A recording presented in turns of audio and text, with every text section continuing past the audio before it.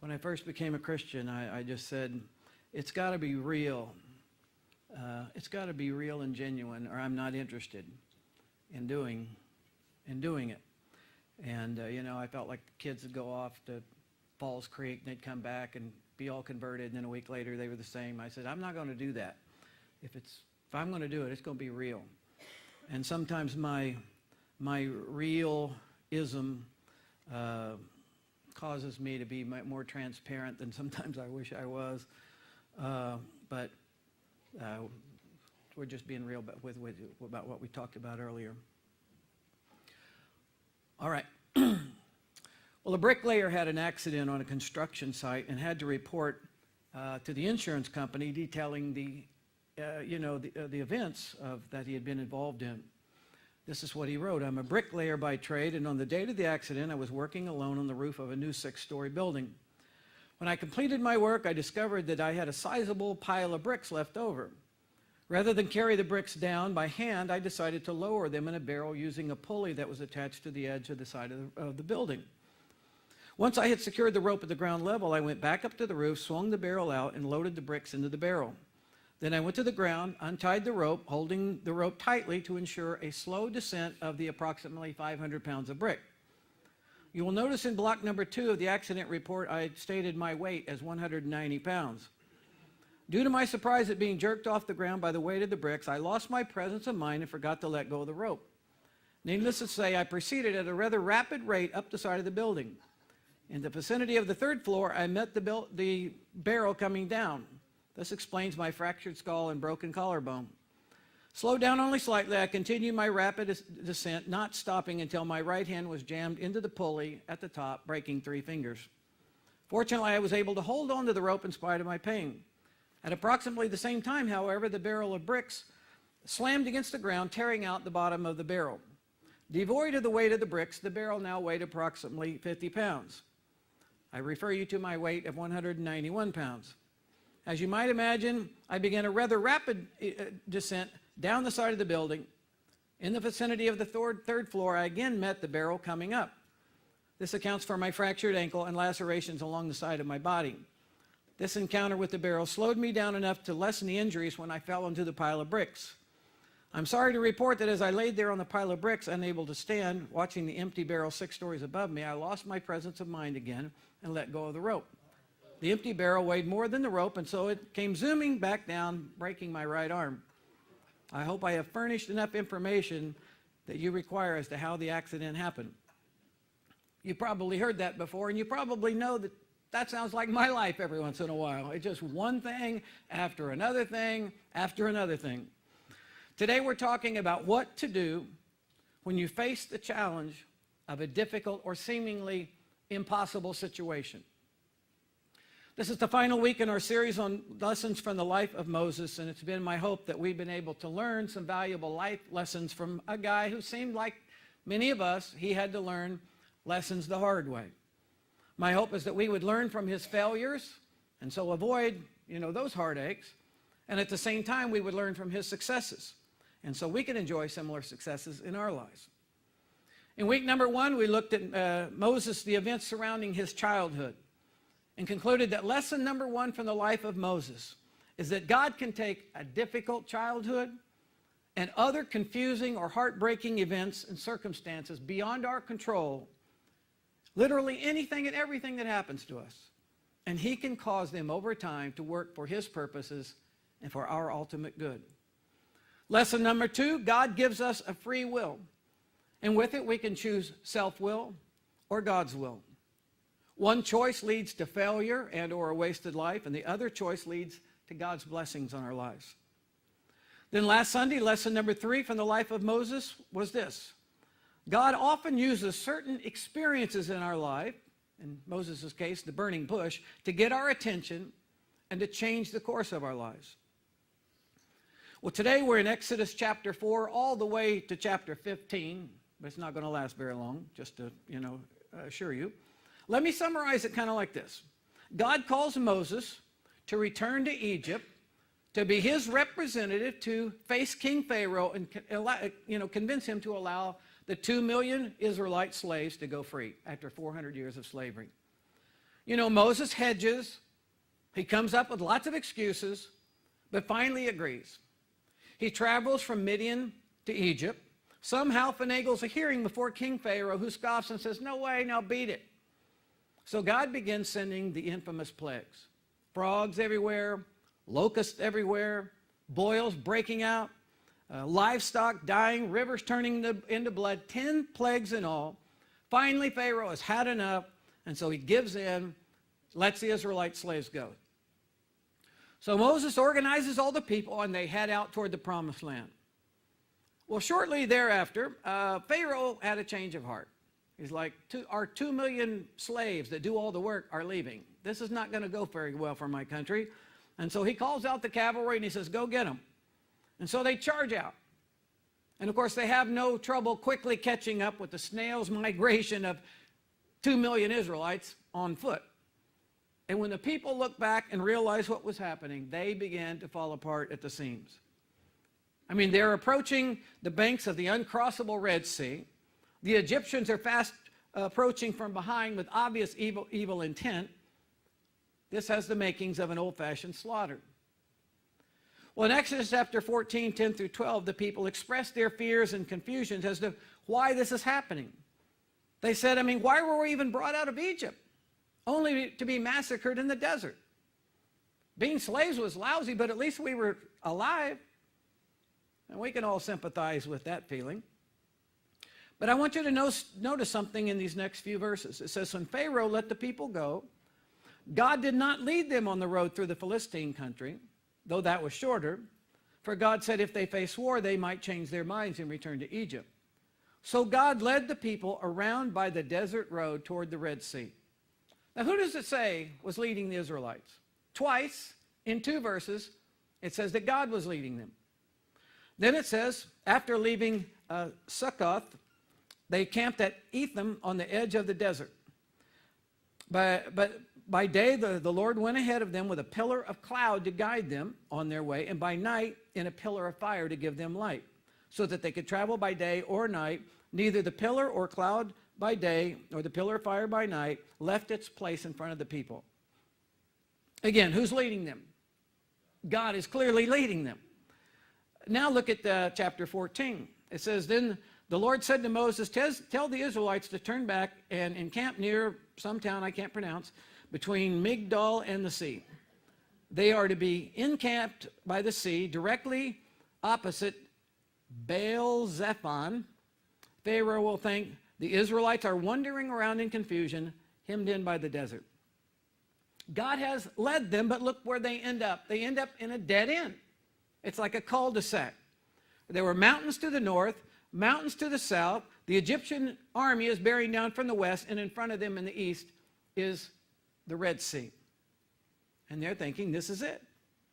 We are history. We're sitting ducks. It's going to be target practice for these Egyptians. There's nowhere we can go. There's nothing we can do. Again, remember, God led them there. And he didn't lead them into this dead-end cul-de-sac by accident. It was by God's plan. But why? Well, I believe it was to test them, to use this predicament to show them that God can take a seemingly impossible situation and miraculously work things out.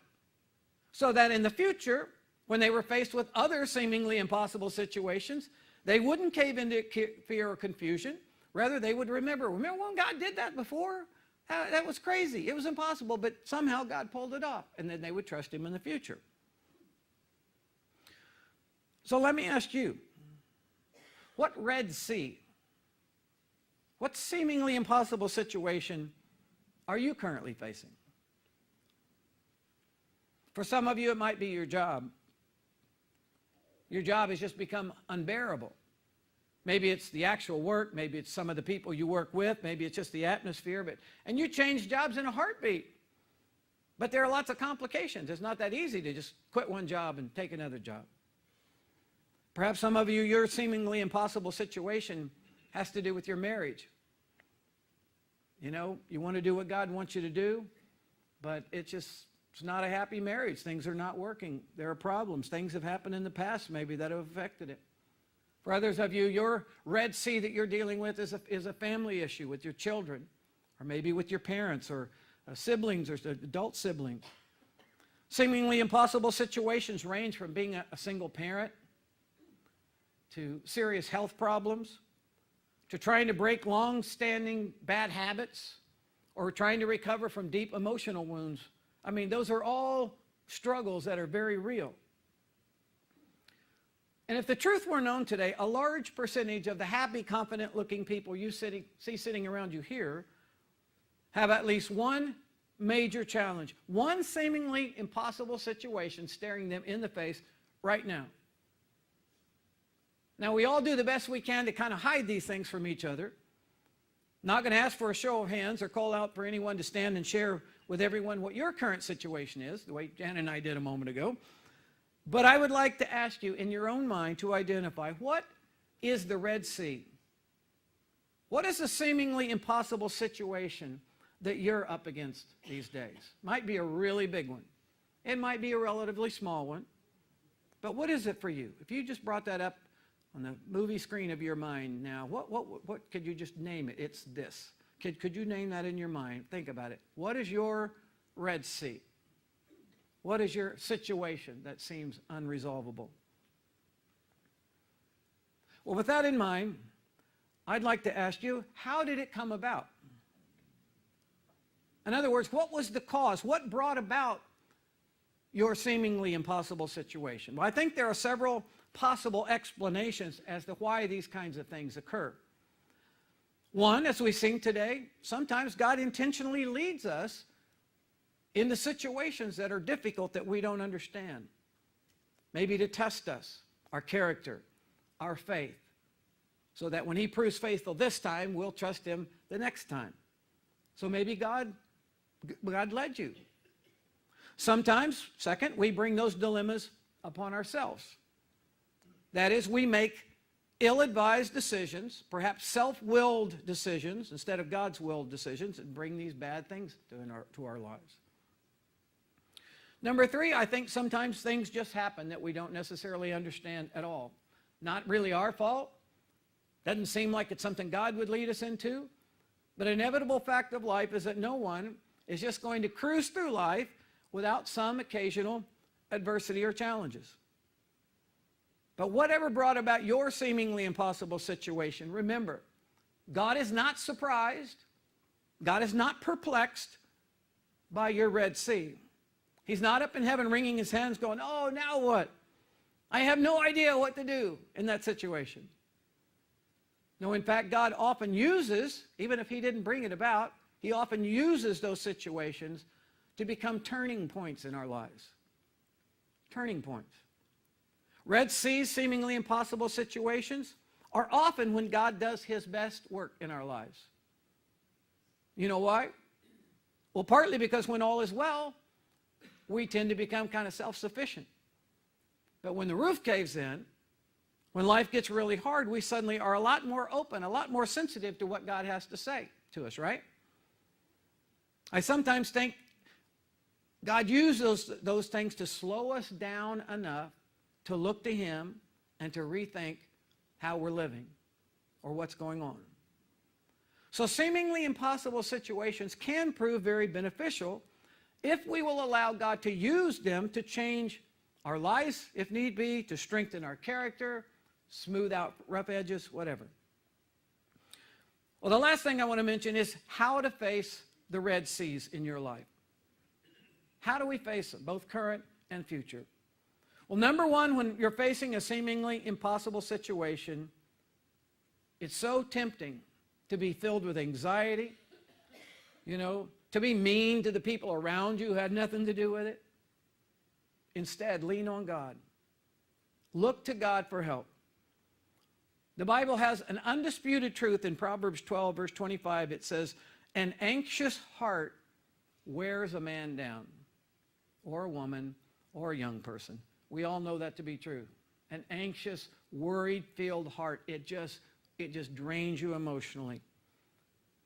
But there's a better way. Jeremiah 33:3, God says, call to me, and I will answer you and show you great and mighty things. God will fight the battles of all those who aspire to obey him and trust him in God's time and in the right time for you. He will part the waters of your Red Sea situation. But he usually doesn't part those waters until he has used that seemingly impossible situation to do a work on you. We're saying, come on, God, part the water. It's up to my waist. It's up to my chest. It's up to my neck. And he's saying, I will part the water, but first, I want to chisel away a rough area of your life. Or I want to teach you an important life lesson. Or I want to draw you closer to my heart. Then I'll part the water. That's the first thing. Second thing, and how to face Red Seas in your life, is to face them with courage and confidence. Now, a lot of us here grew up playing baseball as little kids, or had a brother who did, or kids that did. And they do things differently now. They didn't have T-ball and stuff when I was a kid. But now they break it all up. They have kids that, 4 or 5 years old, and it's called T-ball, and there's no pitching. They set the ball on a cone, and a kid comes up and just tries to hit the ball, right? Then there's what's called control pitch. And each coach pitches to his own team. And each batter gets 5 pitches, and you can swing at all 5 of them. There are no strikeouts. You can and you can't walk players because coaches would be cheating and walk their own players in for runs, right? So there's no walks.